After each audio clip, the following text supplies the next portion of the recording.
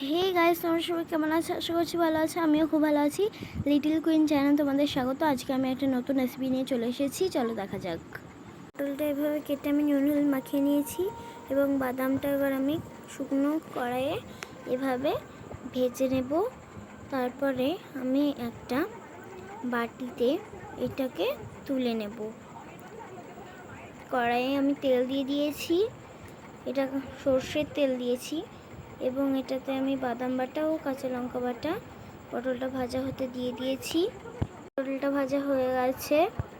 এই যে তেলে আমি কালো জিরেটা দিয়ে দিয়েছি এবং এর উপরে আমি হলুদ দিয়ে দিয়েছি এবং নাড়তে থাকবো যতক্ষণ না এটা গাঢ় হয়ে আসছে।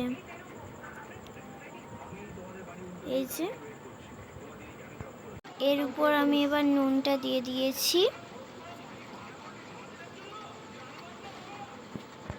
এটা গাঢ় হয়ে এসেছে, গাঢ় হওয়া পর্যন্ত আমরা নেড়ে যাব, নাহলে এটা লেগে যাবে কড়াইয়ে।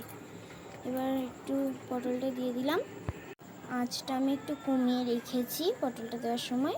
এই যে হয়ে গেছে আমাদের, এটা গাঢ় গাঢ় লেগে গেছে।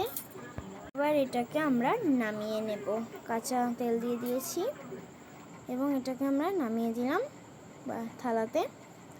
তো এটা আবার গরম গরম ভাতের সঙ্গে সার্ভ করে দেব। চলো, এই যে ভাত, পটল বাদাম ও আলু সিদ্ধ নিয়ে বসে পড়েছি।